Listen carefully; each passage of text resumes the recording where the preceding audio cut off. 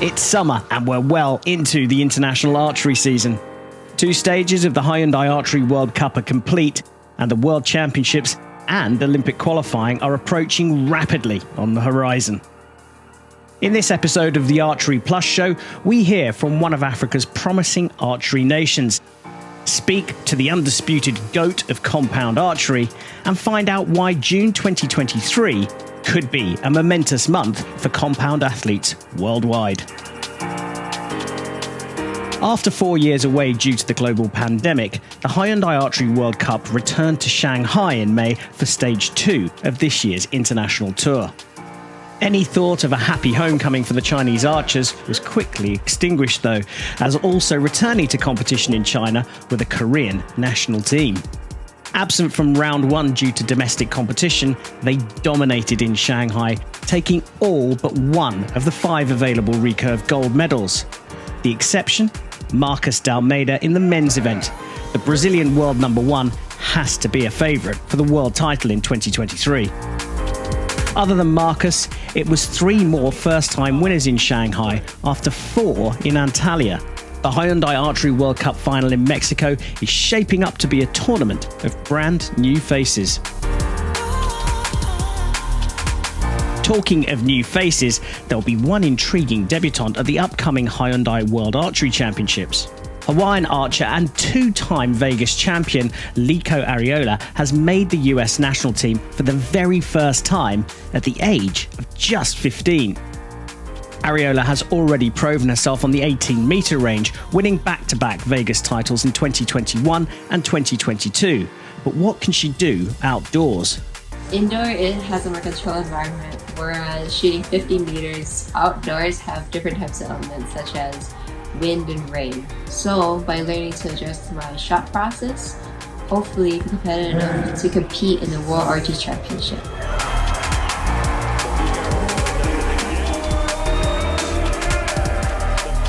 The 55th World Archery Congress will take place ahead of the World Championships in Berlin on the 27th and 28th of July. It's where national federations propose and vote on changes to the international rules, and major decisions are made about the future of the sport. One such decision this time around is about international age groups and whether an official under-15 category should be reintroduced.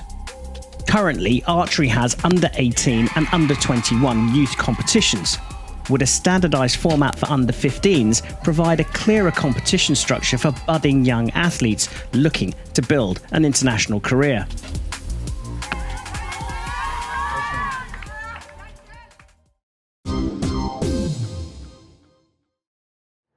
Compound has applied for a place at the LA 28 Olympic Games. The decision rests with the International Olympic Committee and is expected later this month. So just what does the future hold for the compound discipline? 2 points dropped by Lopez, just the 1 by Venom here. At the moment, we are halfway through the season with the World Cup, and it's simply impossible to predict who will be in the final in Mexico, which was not the case last year or the years before.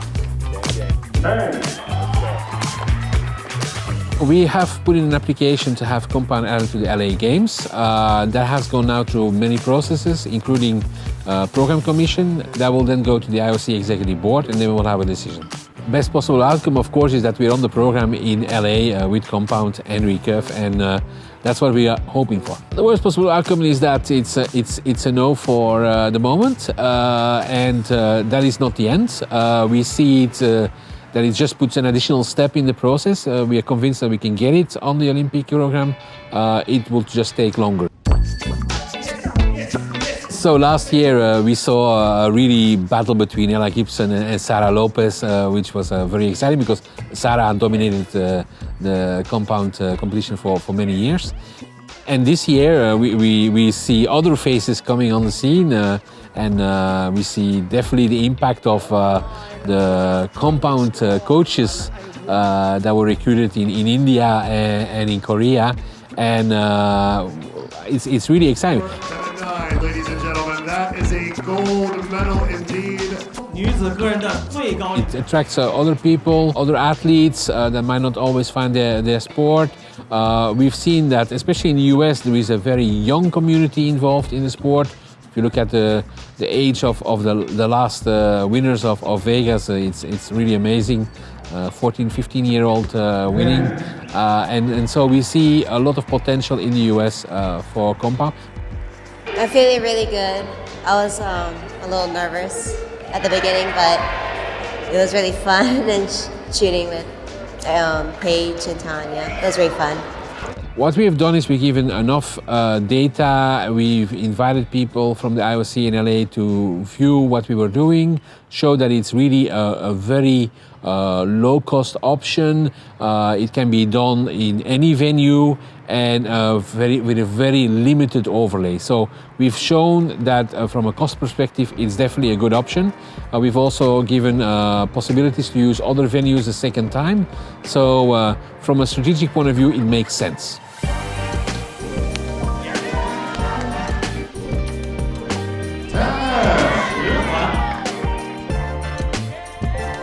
It will continue to grow, whatever happens with the Olympics, because we see a lot of, I would say, people investing in compound, and we are convinced that it will grow in the future. What happens if it gets added to the Olympics is it's accelerated. It goes much quicker. So whatever happens, the future of compound archery is bright. The future of archery is bright, and we look forward to seeing what the future will bring.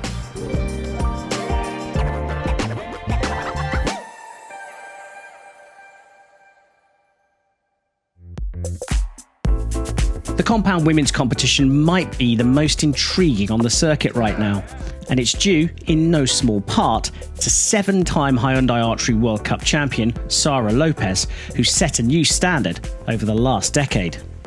We visited Sara ahead of her home event in Medellin to find out what goes into the making of the greatest of all time.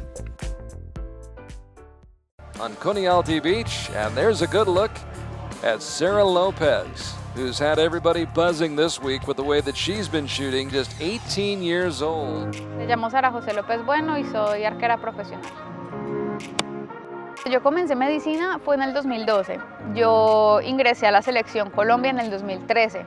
Ya estaba en mi segundo o tercer semestre y pues me llaman un día y me dicen, mira, ¿quieres ser parte de la selección? La semana que viene salimos para Turquía.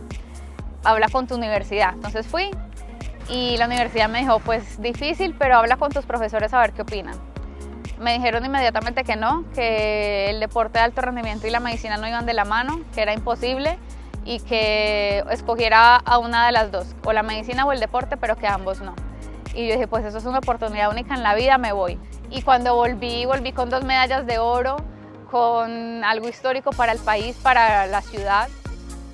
Para mí es un honor ser parte de esta nueva generación de mujeres que están cambiando el deporte, que mucha gente piensa que cuando yo quedo segunda o tercera me frustro, pero para mí es bonito ver que ya no soy la única, que hay grandes mujeres que están haciendo cosas increíbles. Estamos juntas cambiando este deporte. En términos de cultura, comida, experiencias y recuerdos deportivos, para mí es Turquía, en especial Antalya. Porque fue mi primera Copa del Mundo, fue la primera que gané, fue la ciudad en la que cambié la historia de las mujeres en Colombia. Para mí marcó una memoria muy bonita y me encanta ir allá. Frankie Yenny finished second at the last African Championships and has his sights set on a place at the Paris 2024 Olympics. He's gone to France early to train at the club in Nîmes in pursuit of that dream.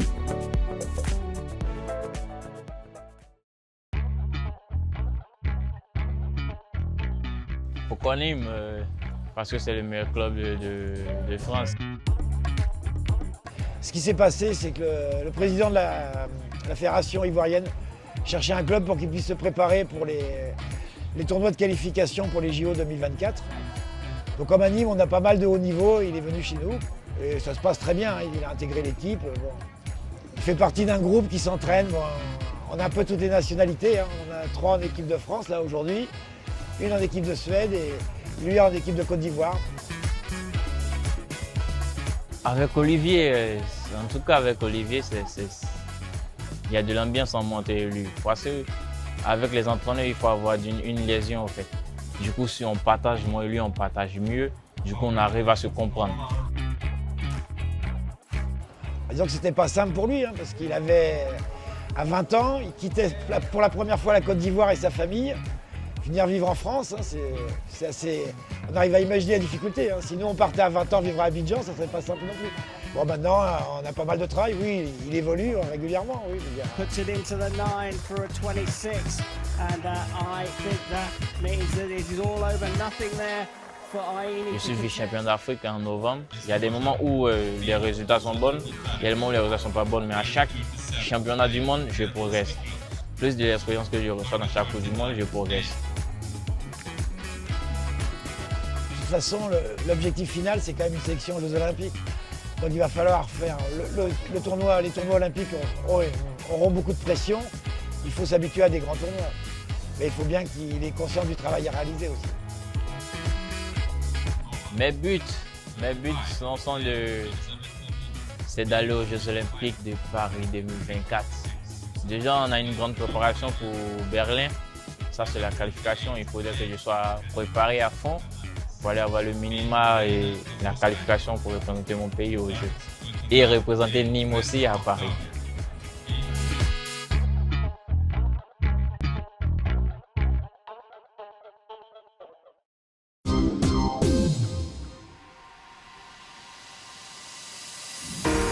The pace of the archery season picks up from here on out. We're on our way to Colombia for the next stop on the Hyundai Archery World Cup circuit in Medellin, where Lopez, the homegrown star, shot a world record last year. Olympic qualifying starts just afterwards, with the first spots for Paris 2024 awarded at the European Games at the end of June. Tune in for coverage of all the action.